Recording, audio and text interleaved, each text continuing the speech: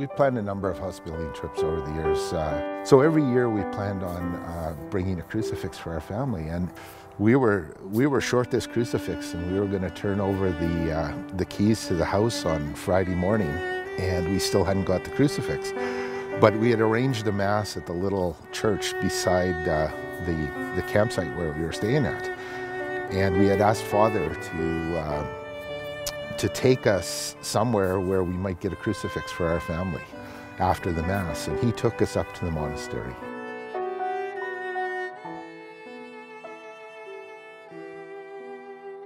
For whatever reason, God put a block in our minds because we assigned no one to acquire the crucifix, and we all forgot it.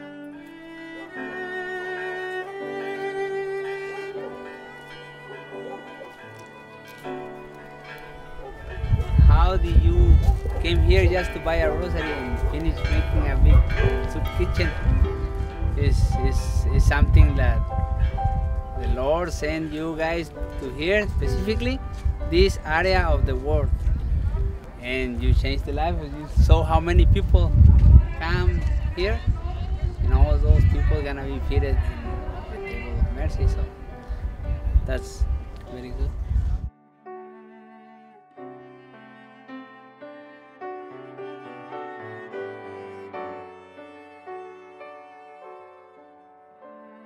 I drove down with the first trucks that came down, so I was here from the very beginning.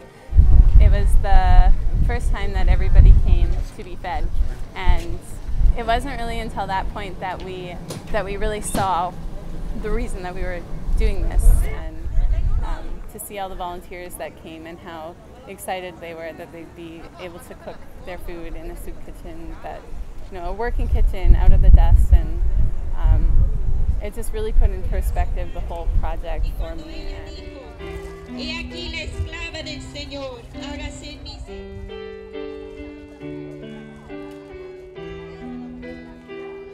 From a small group of 5 to 6 people that started with us, we have now grown over like 20 people. Like today, you saw we had over 1,200 people. Everybody left with a bag of cereal, a blanket, basic jacket, basket of food, which is rice, beans, oil, pasta, milk. Something for the month. Just keeps growing. Like I said, we just a little grain in this whole beautiful work that Sister Lily's been doing in Mount Tabor. I think what inspired me the first time I came, and I know it's what got you guys. You come here, you hear them sing, you see the valley that we're at, and it's just like out of this world. To us, the example was we were invited, we put baskets together, then you kind of look over a little bit more. No, we need to serve breakfast, and we got into that. And so the next step above that was, okay, let's get a building, let's get a structure. And they were like, we have this pizza oven, we would like to have a place where we can put it. And I told the sister something in that nature. I don't think it's ever going to happen, but God bless you. We'll be doing prayers for you, and hopefully one day it'll happen. What comes to my surprise, the next month that we came over, we saw David and the group of Amy, everybody else was here. Marley, they were putting the foundation. They were actually putting the foundation, and so there were all these Canadians and all these blonde people working on the foundation, and like, what's going on? And they said, well, we're getting our soup kitchen.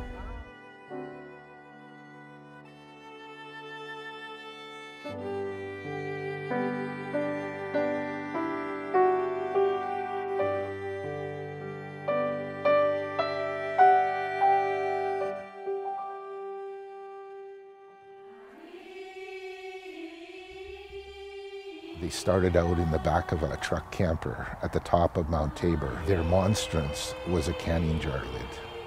Since then, their community has grown to 60 plus nuns.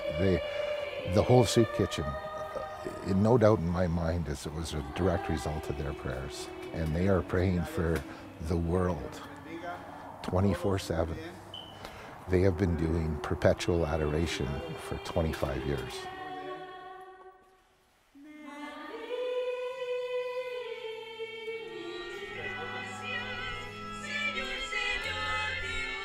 This is the community that we're serving.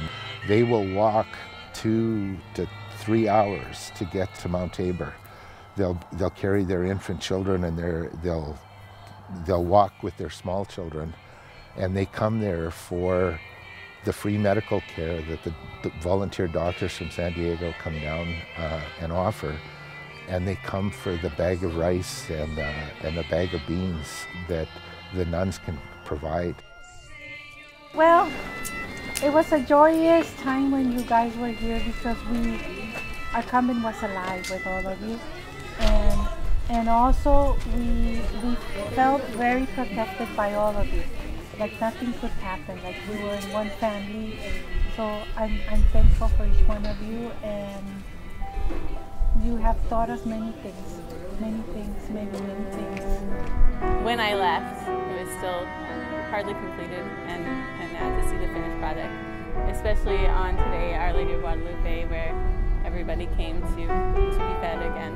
So. It is the grand opening of a soup kitchen that we just opened here on the Mount. We spent the last 3.5 months building this soup kitchen.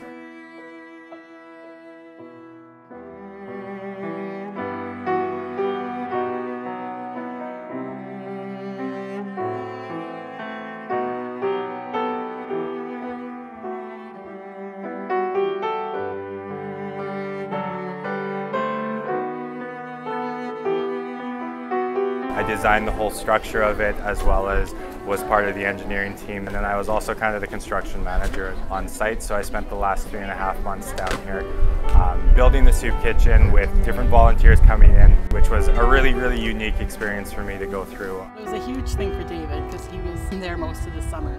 He had just graduated from engineering, and he did 2 years of ministry work, and then kind of this fell in his lap, and I think he's been truly blessed by the whole experience. Amy was there for most of the summer, for a month.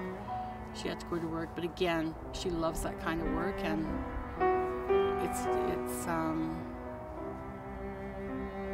it's changed their lives forever.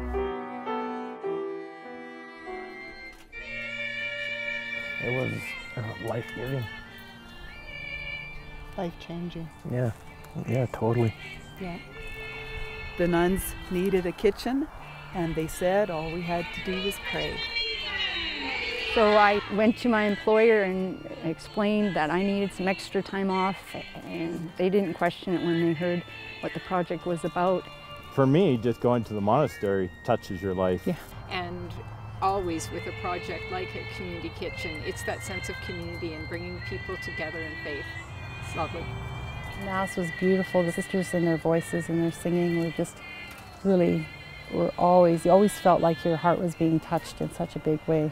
You know, it felt like a real family being down there with the rest of the volunteers and our Mexican help that was there. One of the highlights of the trip was definitely living with the sisters and being here with them the whole time, and just their joy and their hospitality. They always included us as much as possible, and they even invited some of us girls to come for their rec time. And so we're expecting, just kind of easy games or whatever, but we started playing, and these sisters go all out. So it was a really cool experience just to get to know them better and have fun with them. The Mexicans that we worked with became like family to us as well. Enrique was definitely like my brother. And Lalo, I feel an attachment, like I've adopted a son. I think, just like a lot of other Canadians who volunteered and worked on this project, that they all had a sense that we're going there to work and maybe have a little bit of an adventure. But in the end, we all recognized just to do it out of love. Jorge was there. He was working for the nuns, and he told me a story of how he had had this major conversion experience 4 years before that, and he at that point said to God, I will bring people to me that need me, and I will serve your people. And he was a sheet metal worker, and when he saw the project and talked to the people and saw the soup kitchen, he was so excited because he knew in his heart that this was the project that he'd been waiting for. Mother Lily had a vision for a city of God where she could nurture both body and soul. And so that at the surface was the table of mercy. But there were other prayers that were answered. There was our Mexican foreman who was living in very, very cramped housing. And we connected with him. We're going to go back and we'll build a house for him. There was a young man who had been a substance abuser, had fallen in with the wrong people. And he grew up over the summer. And in meeting us, he found some direction, some purpose to his life. And we're going to do something to help him further his education. This was God's plan for us. That's one of the things Pope Francis asked us to do is see the poor, see Jesus in the eyes of the poor, and offer them the respect they deserve. After meeting with the sisters and trying to discern exactly what their needs and wants were, and how they wanted to provide that service to the people there,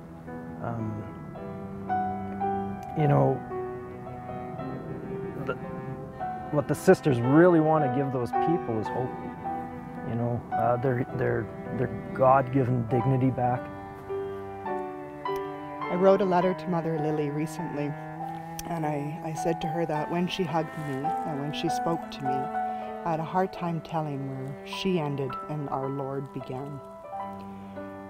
Her words echo in my head and in my heart every day. She's an incredible lady, and she has a vision of, I think, what people truly need down in her community. As she shared her dream of what she needed and how she wants to make sure that the people are not here being given just hand-me-downs, but that they are taught a trade, whether it's baking their own bread so they can sell it in the communities, where they can sell their own things so they can do arts and crafts. She wants to make them, she doesn't want to give them the fish, she wants to teach them how to fish. To have a facility like that where they can serve so many people meals and give them things, it can't be anything but a good thing. Mm-hmm. And I think the sisters work so hard, and they're just so gracious. I think anything that's going to make their lives a little easier as well, to be able to serve, is very much worthwhile. And to me, it was eye-opening, because we come from San Diego and we've been doing it, like I said, for 2 years, and we were getting burned out on it. So it's a great example when you guys showed up and told us you come from Canada, and I was like, how did you get here from Canada? And we just drove all the way down here, and everything was very inspiring to us, and it made us work that much harder. This was going to be my last house building trip. Then we met the nuns. The Table of Mercy came from that, and now I truly feel called to do something else. We'll be back. There's no question. We'll go back down. We'll be back to that monastery again, and we will see them again. There was no question in the nuns' mind when they said goodbye to me the second time. They said, well, it's just goodbye for now, you'll be back. And when I said I don't want to go home, well, you can go back to where you live, but this is your home now. And that's truly how I feel. I live here and this is home, but there's a part of me that feels like that's home for me as well. Usually people give what's left over, or what they dispose of, what they don't need of. They need to unclutter.